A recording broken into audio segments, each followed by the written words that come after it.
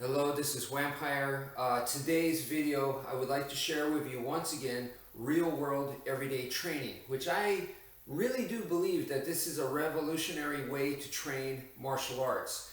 The main idea comes from the thinking that the more that you practice, the better that you get. So in that case, we want as much practice time as possible.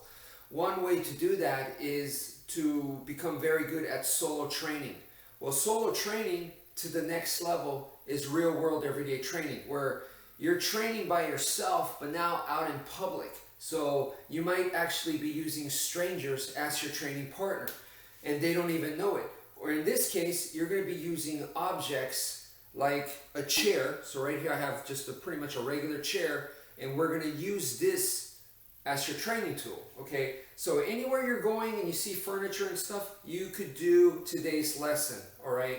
And that's what you want to do. If you're navigating around the house or out in public, practice this, at least mentally in your head.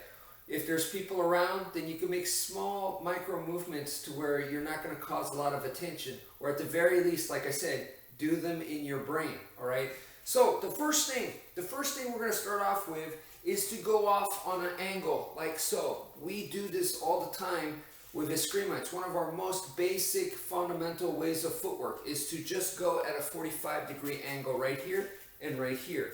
So I'm passing by the chair, essentially. That's what I'm doing. I'm passing by.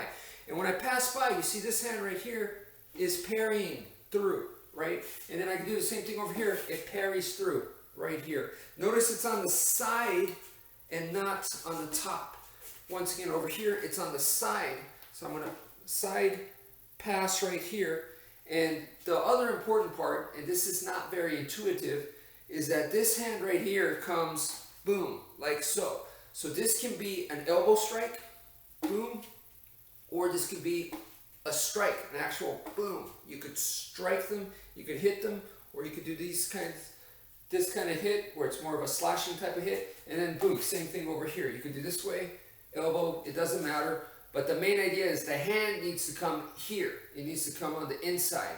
Why? When we practice with the sticks, we do arm weaving, heaven six type motions. You notice that the hand's closed. This is our closed arm position. This right here, that's what we're doing. Our hand is closed. So without going into too much crazy detail, don't want to confuse you guys, just for the exercise, anytime you see something like a chair, okay, you're just going to pass by the object like so. You don't even have to make actual contact, but right now, because I can and it's just a simple chair, I'm going to parry here to the side and this motion right here. This arm, just bring it here, this arm right here, okay? So once again, on this side, it's the outside arm, boom, like so. So 1 and 2. 1 and 2, okay? The next move from there, what we want to do is, after this right here, we want to go into this, okay? This motion right here is now, I'm making a wedge with the arm, and I'm touching the chair now, and then this is a strike, okay? This is my armor. This is how I enter into close range, okay? So once I come over here and I pass by, they may continue to attack me. I may not be able to get that pass. Because in an ideal world, I strike them, I defang the snake, I do a destruction, and I'm out of there. I'm running. I'm gone. But that may not work. So I'm trying to go off at a 45-degree angle. This is my exit, and I'm trying to get out of there, but it may not happen. So when it doesn't, then I make my entry like this, okay? Now I'm in close range. So this right here, forearm wedge type shield, and then this one right here can also be a wedge, or it could be a strike right here. So you go boom, and this is now how I enter in close. So one more time, I'm going to go right here. This is my pass, and then this is my number 2 technique, my armor, okay? I call this an armor because it's a block that's used to protect your body. So that's why the name armor. It's an entry tool. And then number 3 is going to be check and strike right here, boom, okay? We've done this before in the past.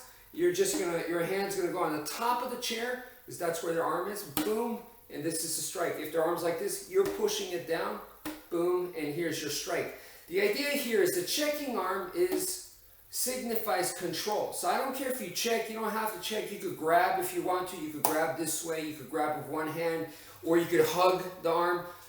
The main idea is it should remind you to control the arm. Like so, once again, we're going to pass by here, and then we have this is our armor, and then the check and strike right here. Do the same thing on the other side. So over here, you're gonna pass by, this comes in, and then number 2, boom, this is our armor, okay? And then number 3 is now the hand on top comes down, it's gonna check, and this is our strike right here. At any given moment, any of this can fail. And if it does fail, that's where we go into what we talked about last time, which is the blocking. At any given moment, a block can occur, but the main idea here is, number 1, you want to pass by. If you can do this well, then this is good. You kept your distance, you defanged the snake, or you did its destruction, and you're keeping your distance, and you're keeping them away from you. But that alone may not work, so now here comes the entry, okay? So I'm entering in, I'm covering, this is my armor, and then from here, control that arm. So that's where 1, 2, and 3. It's a logical sequence, and you don't have to practice it in that order. As you're walking around your house or out in public, you can just go boom, like this, or you can just go boom. Here's an armor. That's what I call distance checking, where you're not actually making physical contact, but your hand is still following their arm right there. So this is what I call distance checking. Okay, so that's it for now. Thank you for watching, and take care, folks.